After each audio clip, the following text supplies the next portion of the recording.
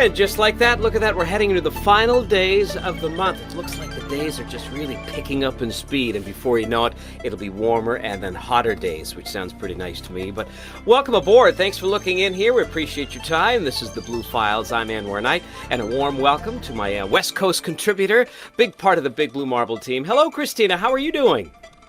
Doing great out here on the West Coast and enjoying the longer days for sure. It makes a difference, doesn't it? It makes a difference. So much. Well, we have a fascinating show, some really amazing stories, and I guess we're going to start doing some traveling and start in Spain, where it appears that orange is the new green. Tell me about this. Oh, you stole my line, Anwar. Orange is the new green. So I'm going to put you on the spot. Trivia question. Yes? How many orange trees do you think line the streets of Seville, Spain? Just throwing it out there. I'm going to say in the thousands. I don't know. I'm going to just 10,000, maybe? 48,000 orange trees line the streets of Seville. It's beautiful. It's amazing. But you can also imagine all of the waste. Any of those oranges, they drop to the ground. They go bad, all of that kind of thing. In fact, they hire 200 people to keep tabs, to clean everything up. So their municipal water company had this amazing idea. They're going to use the wasted rotting oranges to generate electricity in order to power their water purification plants, because those rotting oranges create methane. So they can use that and they'll power their plants and clean energy, clean up the streets. Basically, everyone's happy. Isn't that something? And these oranges, as I understand it, I've been to Spain many years ago, but they're famous for the bitter orange. So it's not the orange that you just normally would pick off the tree and want to eat. In fact, if I have it right, some of these oranges are exported for marmalade. I don't know if you like marmalade or not. Are you a marmalade fan? Not a huge fan, but yeah, they're the inspiration. I mean, marmalade can be a lot of things now. Marmalade, if you're into liqueurs, Cointreau, Grand Marnier, it's that orange. But now also creating power to clean water. I mean, it's pretty incredible. It is incredible. So it's going to be a biofuel. And for those who are not familiar with that, it's basically creating an energy source from organic matter. So in this case, whether it's food, could be animal fats and that sort of thing. So this is terrific, because why I love this story, Christina, because normally it would just be ending up in the garbage anyway, if it's falling down on the roadways. And if crews have to be paid to clean it up, because that's normally what, the departments would do. They're not going to leave it there forever. They got to clean it up, whether it's weekly or what have you. But now they're thinking outside the box, and they want to generate biofuel, which is very versatile. If you want to spend the money on the infrastructure to make it work, there's many examples. If I'm not mistaken, in Australia, they converted tequila to run in an automobile, which is kind of interesting. And just weeks ago in the U.S., I think it was out of the state of Maine, they had the world's first biofuel-powered rocket that they launched. So this is very exciting stuff. And at the end of the day, if you're not happy with that, you can get some marmalade. Absolutely. And it is a pilot project. That's the thing. This has a lot of potential to become a lot bigger. I don't know if I mentioned it's so good because it's just the juice that's being squeezed out, that bitter juice, and they're using the rest of it, the peel and all of that kind of thing, to become fertilizer. So everything's being used. So all of it's being used. That's awesome. Every little bit. So you're making biofuel, and then you're using it for fertilizer for crops or agriculture, that sort of thing. That's fantastic. I'm thinking maybe the crews in Seville could use Edgar. This is another terrific story, an eco-hero. Edgar is a 20-year-old who lives in California, and for almost the last 2 years, 589 days, he has been going out to one of these parks in Los Angeles County. It's one of the most famous hiking parks, very popular, but he's been picking up trash. So every day for 589 days, he goes out with his gloves, he's got buckets, and he goes single-handedly, he picks up trash here. And he was inspired by a dream about the Olympics, because they're scheduled to host the Summer Games in 2028. And he thought it'll be a national embarrassment if one of their national parks is filled with trash. How cool is that? It's so sweet too, and so idealistic, because I'm hoping it'll stay clean all the way till 2028. I mean, Well, That's very optimistic. it is optimistic. He says he's declared it officially clean. In one of his last rounds, he said he walked for 4 hours and only had a bucket worth. But he promises he's going to regularly visit and make sure it's all the same. Now, he's been documenting this on social media, and so he's had a lot of followers now. They've been cheering him on. And even Greta Thunberg sent a message to him. Ooh, Isn't that kind of cool? cool. And he has That found is. it's very neat because now you've got an acknowledgement from likely one of the biggest icons in terms of the climate change movement. Really, just a wonderful, inspiring person. Greta is in herself, but it's about connecting together. And you know, it's interesting. Some of the things that he collected on one of his busiest days, over 1,000 pounds of trash. So we're talking about beer bottles, aluminum cans. He's found mobile phones, a whole bunch of different things. And then whatever is recyclable, he also exchanges it for money. And then he again puts it into charities.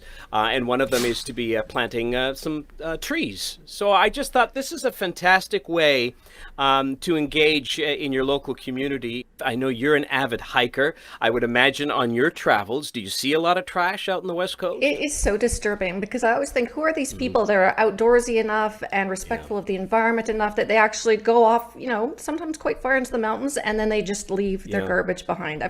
I find it mind blowing, and I pick it up, and I think most hikers, if they see someone else's garbage, they'll pick it up and throw it in their knapsack because you just don't want to see it there, and you don't want something consumed by an animal that shouldn't, anything Yeah. like that.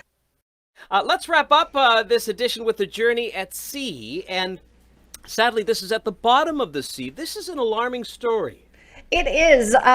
It's kind of one of those quirky, interesting, but definitely not positive. So, the containers on the shipping, on the cargo ships, so more of those containers have fallen off into the ocean in the last 4 months than basically all of last year. Basically, it's because there's a lot more demand for imports since COVID, people buying things, Sure. bigger waves, that kind of thing. So it's just interesting when you look at some of these things that are now sitting at the bottom of the Pacific Ocean. Are you looking for a Kate Spade bag by any chance? There's a lot of, there's a bunch of. Not me, my wife, maybe. There you go. Well, here's where you look. Somewhere on the bottom of the Pacific Ocean, because Kate Spade accessories dumped in, vacuum cleaners gone. Apparently, about $150,000 worth of shrimp, a load, boom, gone. Containers full of children's clothes, that kind of thing.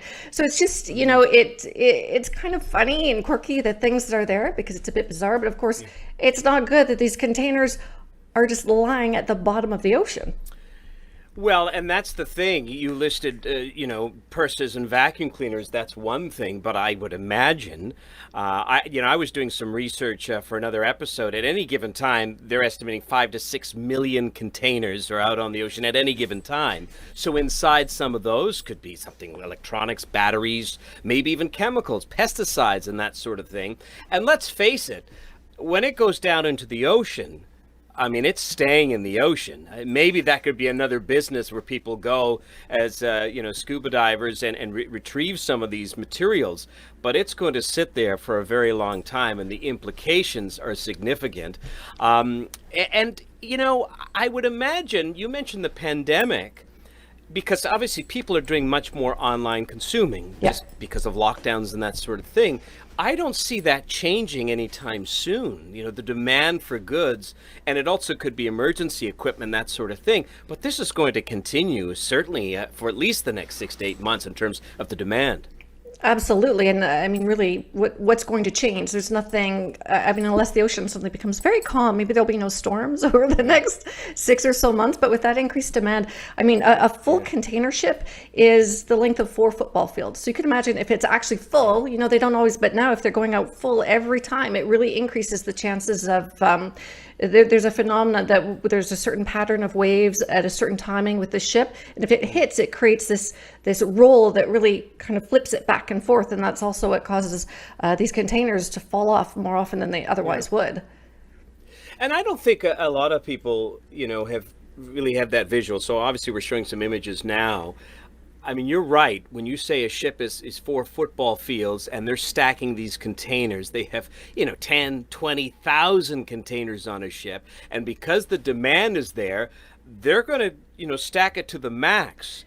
So, if there is some rough seas, and some researchers are indicating, perhaps because of climate change, we are seeing more storms, especially out in the water, that these are going to topple. So, this is a story also that needs to, we need to keep an eye on it. I mean, the one good thing about the shipping industry, they have now been forced, as of January 1st, 2020, to start changing the pollution that they're emitting in terms of sulfur. They are really, really high sulfur emitters. So that's one thing, but this may be another. Maybe it'll come down to the insurance industry, because at the end of the day, somebody's going to have to compensate, some of these companies, whether it is, the manufacturers of Kate Spade bags, the vacuum cleaners, maybe it's Hasbro toys, IKEA.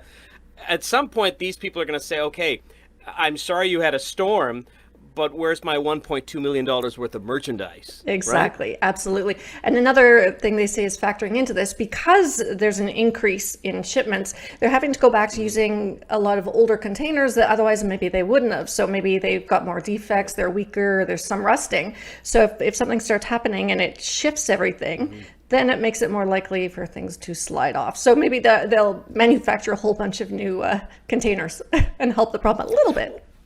Well, maybe so. And maybe that, we have people living in space for years at a time. You think would be able to devise a container or a shipping method that, would be a little more sturdy. I'm not an expert. I'm not, pretending I am. But to me, it seems like a simple premise. But it's certainly another story that we're going to have to keep an eye on. Well, we want to thank you, Christina, for your time today and the insight. We look forward to you joining us again next week.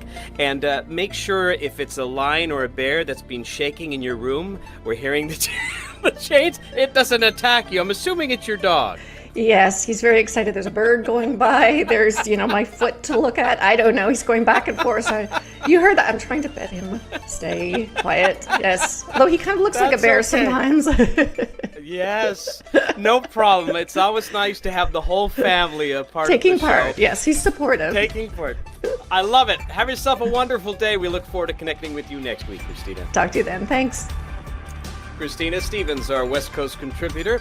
Hey, if you like what you're seeing, be sure to give us a thumbs up and subscribe. And if you can, share. Tell people what we're doing here. This is a part of not only the Big Blue Marble podcast, which you can listen to on all your favorite podcast players, but also at bigbluemarble.earth, but also on YouTube. And that's where you're seeing this series. Thank you so much for your time, and have a great day on the Big Blue Marble.